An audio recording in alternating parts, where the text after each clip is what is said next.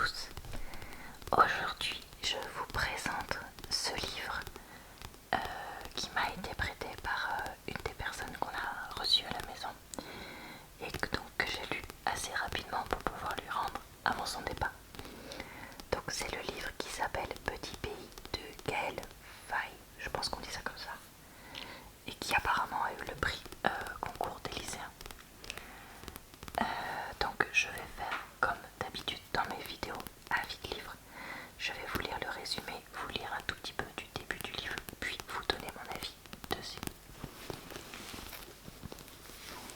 Donc, je vais pas vous lire ça parce que c'est un extrait du livre, mais je vais vous lire le résumé qui est ici. Avant, Gabriel faisait les 400 coups avec ses copains dans leur coin de paradis.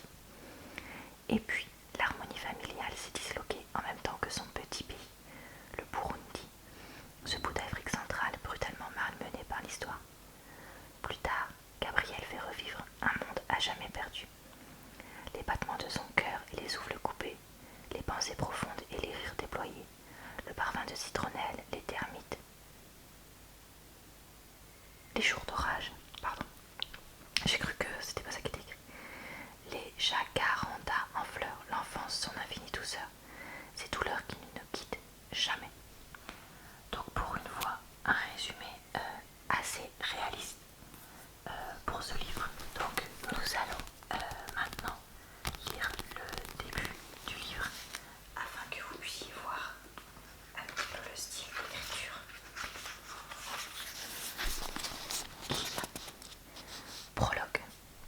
Je ne sais pas comment cette histoire a commencé. Papa nous avait pourtant tout expliqué un jour dans la camionnette.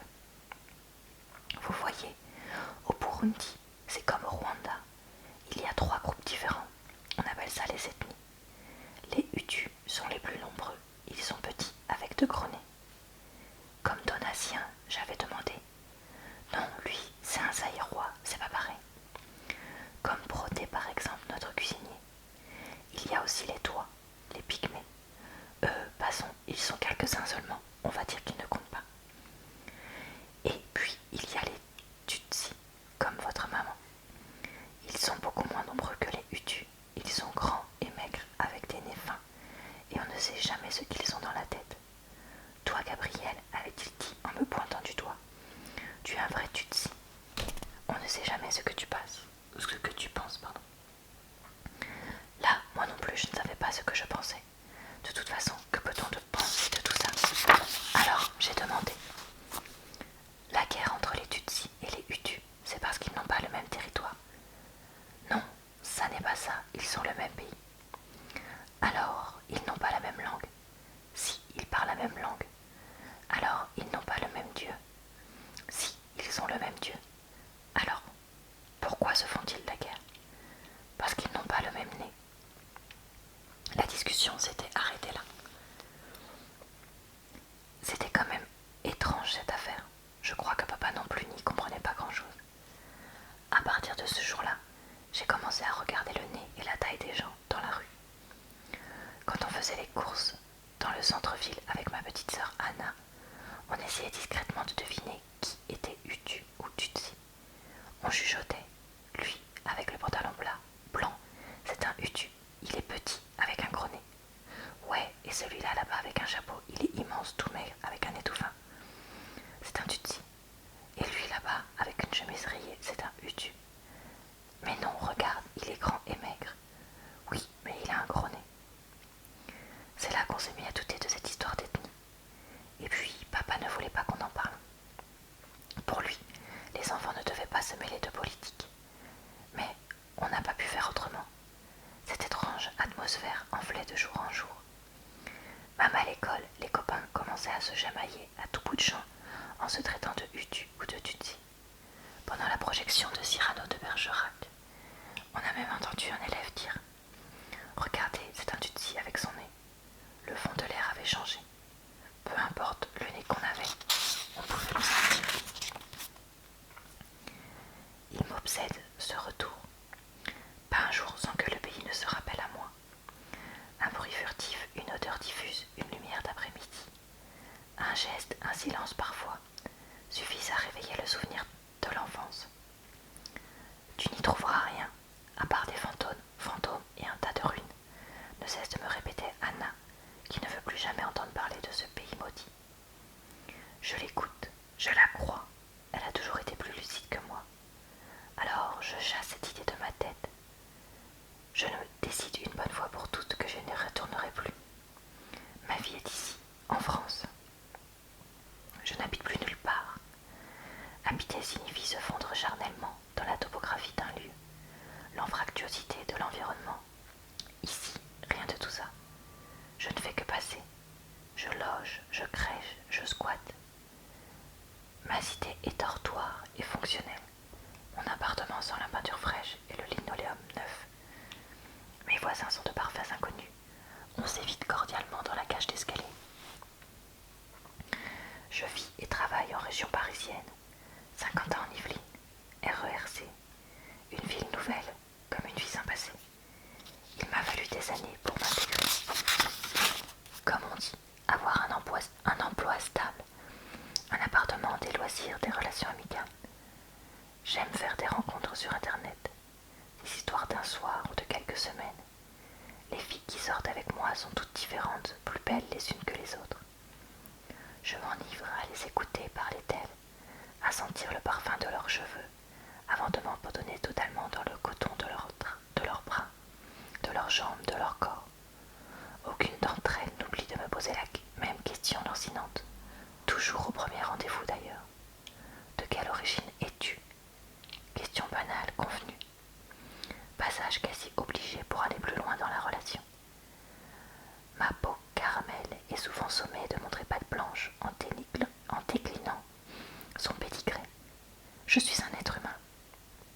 Ma réponse les agace. Pourtant, je ne cherche pas à les provoquer, ni même à paraître pédant ou philosophe. Quand j'étais haute comme 3 mangues, j'avais déjà décidé de ne plus me définir. La soirée se poursuit. Ma technique est bien huilée. Elles parlent. Elles aiment que je les écoute. Je m'imbibe, je m'inonde. Je me submerge d'alcool fort et me débarrasse de ma sincérité. Je deviens un chasseur redoutable. Je les fais rire, je les séduis. Pour m'amuser, je reviens sur la question des origines. J'entretiens volontairement le mystère. On joue au chat et à la souris. Je réponds avec un cynisme froid que mon identité pèse son poids de cadavre. Elles ne relèvent pas, elles veulent de la légèreté. Elles me regardent avec des yeux de biche. J'ai envie d'elles, parfois elles se donnent à moi. Elles me prennent pour un original. Je ne les amuse qu'un temps. Voilà donc pour l'extrait que je voulais vous lire. Donc, j'ai vraiment bien aimé ce livre. Mais c'est un livre qui est très dur. Alors déjà, bien que ce soit le prix concours des lycéens, je ne conseillerais pas du tout de lire ce livre, à moins d'avoir au moins 15 ans. Parce qu'il parle de guerre en fait. Au début je n'ai pas réalisé parce qu'il parlait du Burundi et que je connais très mal l'histoire de ce pays. Mais en fait le Burundi comme le Rwanda va être le théâtre de guerre pendant les années 90. Et du coup c'est quelque chose qui est évoqué dans ce livre très longuement puisqu'on parle justement de l'enfance d'un garçon qui est moitié rwandais au Burundi. Donc c'est vraiment un livre qui est extrêmement bien écrit, j'ai trouvé, qui se lit très bien, très vite, qui a un côté très réel et réaliste, dans le sens où on a des fragments de choses qui se passent, qui montrent vraiment des fragments d'enfance, un petit peu quand on se rappelle de son enfance, on se rappelle d'événements marquants, on arrive parfois à faire un peu de lien entre tout ça, mais il n'y a pas de tout, et c'est vraiment quelque chose que j'ai retrouvé dans ce livre-là, et que du coup j'ai trouvé vraiment bien. Ensuite, c'est un livre, et j'ai vérifié depuis du coup un petit peu sur internet, qui évoque avec une vérité des choses qu'on ne connaît pas forcément si on est comme moi, quelqu'un qui n'a pas du tout connaissance de l'histoire de ces pays-là, et qui était vraiment petite quand c'est arrivé tout ça. Donc ça m'a permis d'en apprendre vraiment plus sur les deux pays évoqués, donc le Rwanda et le Burundi. J'ai enfin compris l'origine du coup du génocide rwandais et de la guerre qui a eu lieu au Burundi. Et j'ai trouvé ça très intéressant. J'ai aussi trouvé intéressant parce que pareil c'est quelque chose que je ne connais pas et qui du coup m'a semblé intéressant. Le mélange des cultures, comment dire ça, le fait que son père soit français et sa mère rwandaise, ça montre qu'il a des éléments des deux cultures, etc. Il est aussi évoqué les époques coloniales un petit peu à travers certains personnages plus vieux qui parlent de cette époque-là. Donc ça aussi j'ai trouvé ça très intéressant. Donc vraiment, très très beau livre, très dur mais très beau. Je vous le conseille fortement. Par contre, attention, si vous êtes très sensible, il y a vraiment des passages voilà, où il y a des meurtres de personnes qui sont évoqués. Il y a certains personnages qui meurent et